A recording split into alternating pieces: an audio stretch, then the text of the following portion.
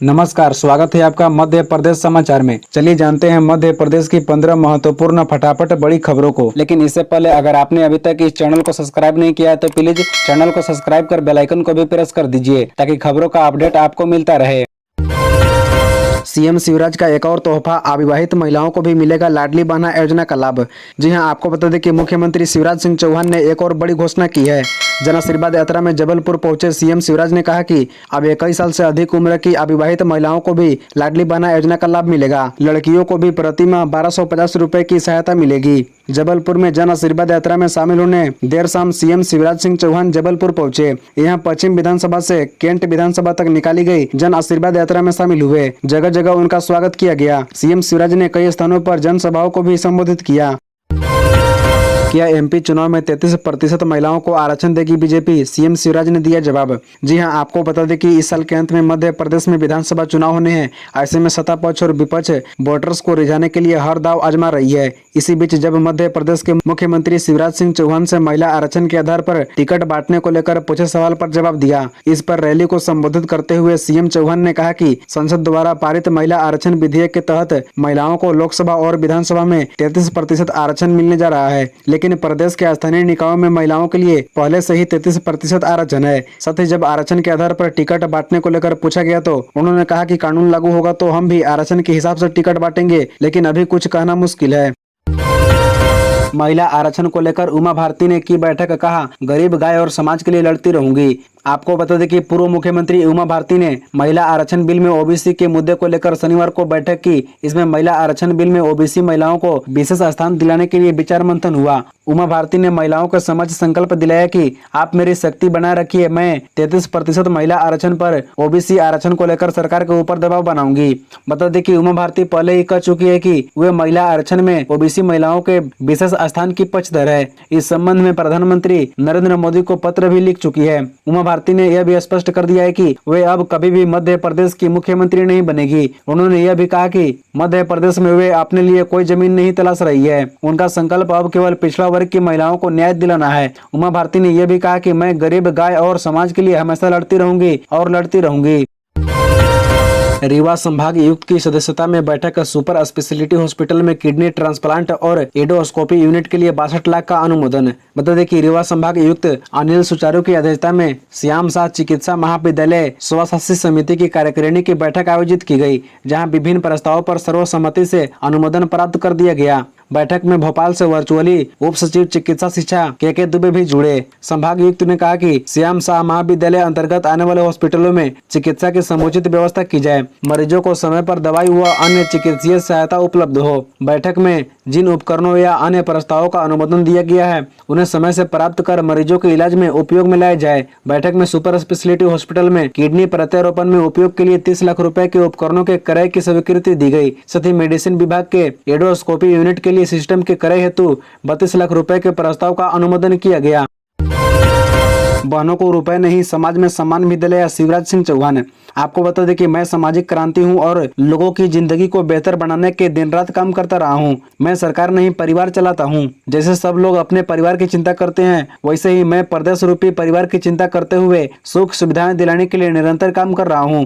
ये बात मुख्यमंत्री शिवराज सिंह चौहान ने भैरुंदा के ग्राम मंडी में विभिन्न निर्माण एवं विकास कार्यों के भूमि पूजन तथा लोकार्पण के अवसर पर आयोजित कार्यक्रम में कही। इस अवसर पर उन्होंने 312 करोड़ रुपए के विभिन्न निर्माण एवं विकास कार्यों की सौगात दी। मुख्यमंत्री चौहान ने गत दिवस की गई 21 से 23 वर्ष की अविवाहित बहनों को भी लाडली बहना योजना से लाभान्वित करने की बात को दोहराते हुए कहा कि लाडली बहना योजना से बहनों के जीवन में सकारात्मक परिवर्तन देखने को मिले हैं। उन्होंने कहा कि इस योजना से बहनों को घर परिवार के साथ ही समाज में भी सम्मान मिला है। उन्होंने कहा कि मैंने बहनों को पैसा ही नहीं, सम्मान भी दिलाया है। सिद्धि में नेहा राठौर ने गाया नया गाना, राज्य सरकार को कहा लप्पू गप्पू की सरकार, मंत्रियों को बताया घोटालेबाज।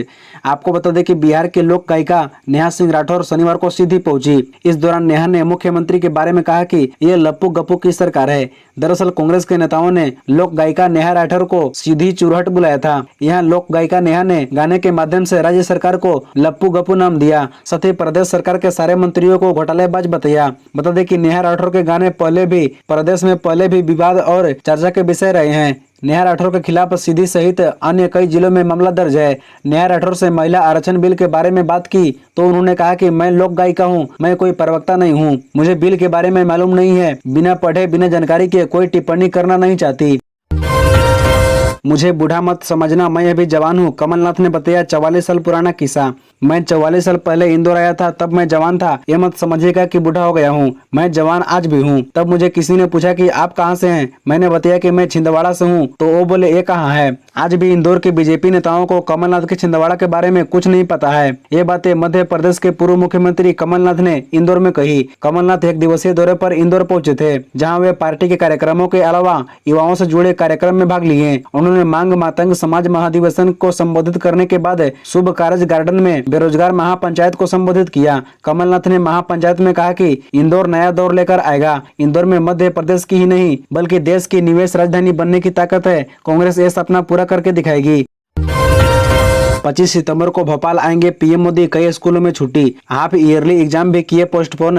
स्कूल प्रबंधन ने पेरेंट्स को भेजे मैसेज।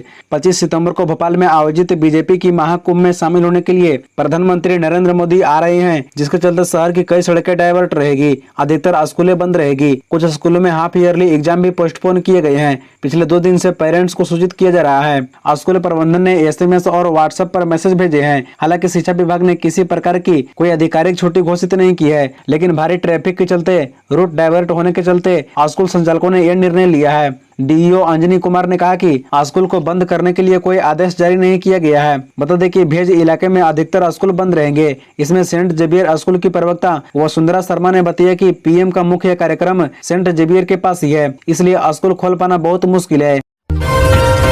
बसपा में शामिल हुए भाजपा नेता सुभाष शर्मा चित्रकूट से लड़ेंगे चुनाव, समर्थकों के साथ सम्मेलन में ली सदस्यता। सतना जिले के चित्रकूट विधानसभा क्षेत्र पर टिकट वितरण से नाराज सुभाष शर्मा डोली ने भाजपा से इस्तीफा देने के 24 घंटे के अंदर ही बहुजन समाज पार्टी ज्वाइन कर ली है। वे अब भाजपा प्रत्याशी के तौर पर चित्रकूट से विधानसभा चुनाव लड़ेंगे। शनिवार को बीरसिंहपुर में आयोजित कार्यकर्ता सम्मेलन में चित्रकूट क्षेत्र के युवा नेता सुभाष शर्मा डोली ने अपने समर्थकों के साथ बहुजन समाज पार्टी की सदस्यता ग्रहण कर ली। भाजपा के प्रदेश प्रभारी श्रीकांत एवं भीम राजभर समेत तमाम नेताओं की मौजूदगी में आयोजित कार्यक्रम के दौरान डोली ने भाजपा ज्वाइन की। प्रदेश प्रभारी ने मंच से सुभाष को चित्रकूट क्षेत्र से प्रत्याशी बनाए जाने का ऐलान करते हुए उपस्थित जनसमूह से डोली को विजयी बनाकर भोपाल भेजने की अपील की।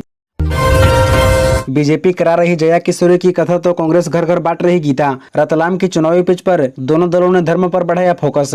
बता दें कि इस साल के अंत में MP विधानसभा में चुनाव होने वाले हैं। ऐसे में रतलाम में दोनों पार्टी के नेता धर्म के सहारे अपनी चुनावी नैया पार करने की कोशिश में लगे हुए हैं।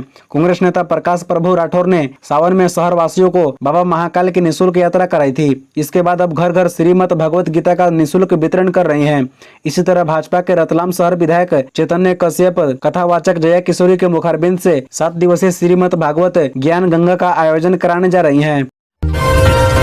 चिंकी बोरास बराज संयुक्त बहुउद्देशीय परियोजना का भूमि पूजन सीएम शिवराज ने विकास कार्यों का लोकार्पण किया। 3 जिलों की 26 लाख हेक्टेयर जमीन सिंचित होगी। जी हां, आपको बता दें कि मुख्यमंत्री शिवराज सिंह चौहान शनिवार दोपहर जिले के उदयपुरा पहुंचे। इस दौरान काफी तेज बारिश हो रही थी। सीएम को पानी से बचने के लिए छाते का सहारा लेना पड़ा। उन्होंने 5,839 करोड़ रुपए की लागत की चिंकी बोरास बराज संयुक्त बहुउद्देशीय परियोजना का भूमि पूजन सहित कई अन्य विकास कार्यों का लोकार्पण भी किया। इस परियोजना से रायसेन, नरसिंहपुर और नर्मदापुरम जिले की 3,26,000 हेक्टेयर जमीन सिंचित होगी। इस दौरान मुख्यमंत्री शिवराज सिंह चौहान कहा कि खेती के लिए पानी की जरूरत होती है। मैं इसी कोशिश में था कि ऐसी परियोजना बनाई जाए जिससे क्षेत्र की तस्वीर और किसानों की तकदीर बदल जाए, और चिंकी बोरास बराज संयुक्त परियोजना यह काम करेगी। ये छोटी परियोजना नहीं है, 5,839 करोड़ 32 लाख रुपए की परियोजना है। जिनका नेता पहियों वाले सूटकेस सिर पर लेकर चलता हो, सीएम शिवराज ने राहुल गांधी पर कसा तंज। बता दें कि सीएम शिवराज सिंह चौहान ने राहुल गांधी पर तंज कसा है। उन्होंने कहा कि मुझे आश्चर्य होता है कि जिनका नेता पहियों वाले सूटकेस को सिर पर लेकर चलता हो, उस पार्टी का क्या भविष्य होगा। मिस्टर बंटाधर कहते हैं कि मैं यात्रा में जाऊंगा तो वोट नहीं मिलेंगे। कमलनाथ 2019 में आए तो उन्होंने सारी योजनाएं बंद कर दी। लैपटॉप छीन लिए, आहार अनुदान योजना के लिए 1,000 रुपए छीन लिए। कमलनाथ ने अपने वादे नहीं निभाए, इसलिए जनता में कांग्रेस के खिलाफ आक्रोश है। हमने जनता की सेवा की, इसलिए हमें आशीर्वाद मिल रहा है। ये बातें मुख्यमंत्री शिवराज ने कुशाभाऊ ठाकरे सभागार में पत्रकारों को संबोधित करते हुए कही। सीएम शिवराज सिंह चौहान ने कांग्रेस पर जमकर बरसे। उन्होंने कहा कि हमने जनता की सेवा की है, इसलिए हम जन आशीर्वाद यात्रा निकाल रहे हैं। कांग्रेस जवाब में आक्रोश यात्रा निकाल रही है। नाम सुनते ही मन विचलित हो जाता है। कांग्रेस के नेता और कार्यकर्ता आपस में आक्रोश निकाल रहे हैं। यात्रा में कार्यकर्ता बंदूक लेकर घूम रहे हैं। इसी तरह रोजाना खबरों से अपडेट रहने के लिए इस चैनल को सब्सक्राइब कर बेल आइकन को भी प्रेस कर दीजिए। धन्यवाद।